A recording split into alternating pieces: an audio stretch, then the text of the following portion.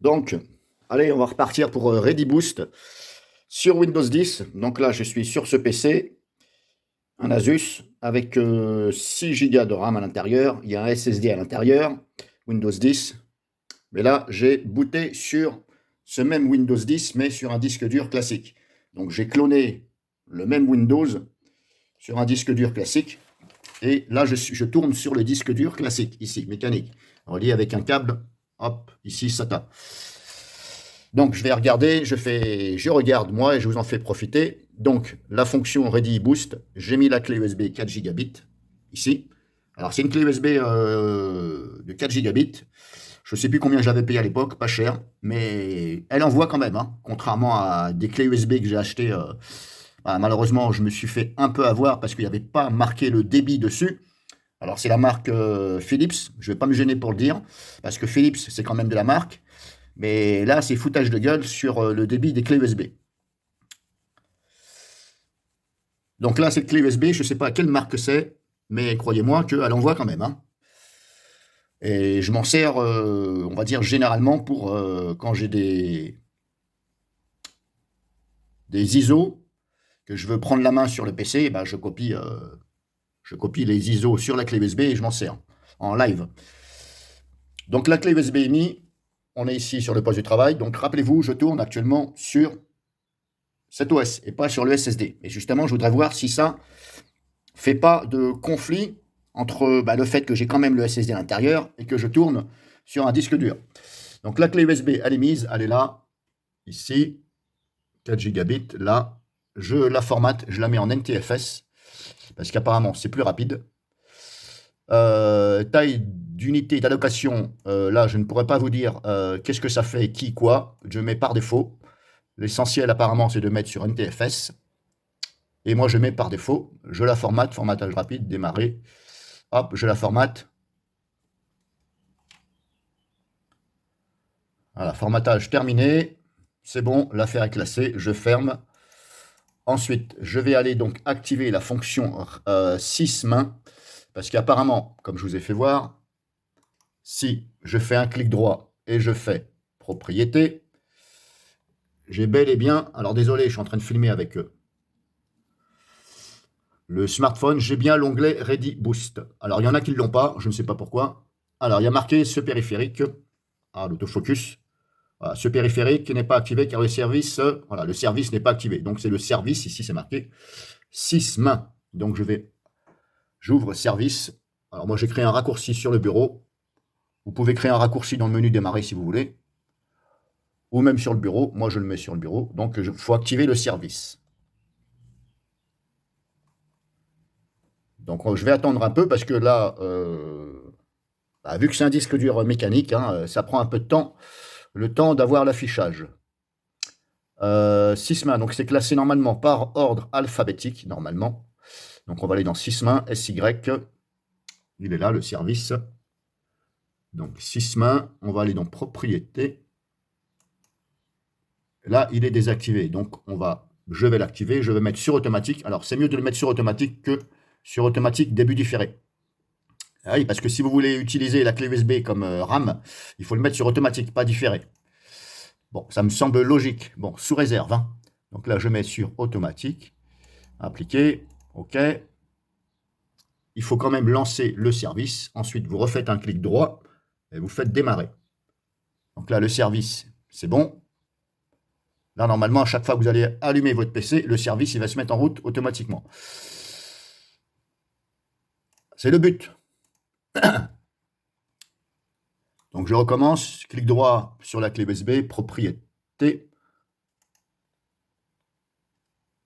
Autoriser l'indexation, moi j'enlève. Là, la petite coche là qui est en bas. Autoriser l'indexation, moi j'enlève. Je fais appliquer, bien entendu. Là, je mets ici. OK. Et là, c'est bon, normalement. Donc, je retourne dans l'onglet. Ici. Alors, et là, on a un message. Ce périphérique ne peut pas être utilisé par Ready Boost. Car le disque système est si rapide que Ready Boost n'apporterait pas de valeur ajoutée. Donc là, on me dit, Ready Boost n'est pas activé.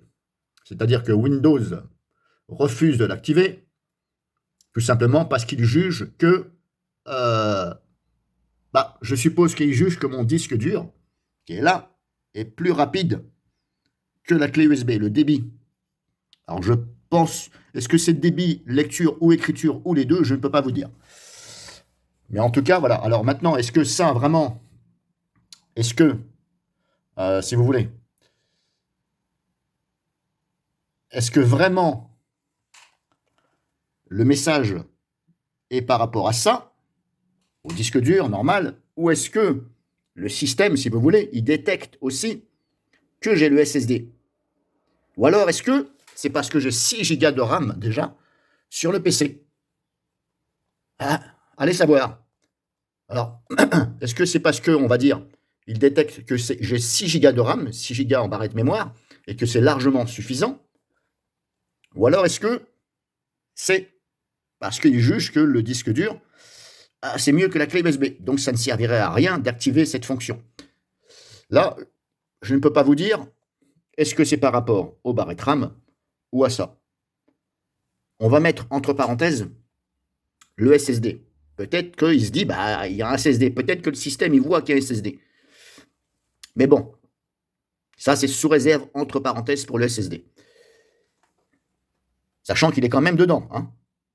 Alors, je ne tourne pas dessus, bien entendu. Mais peut-être que le système Windows, Microsoft, voilà, il détecte aussi qu'il y a le SSD. Donc, vous voyez, des fois, ça ne fonctionne pas. Et là, que faire? Il n'y a rien à faire. S'il vous dit que c'est bon, c'est que c'est bon.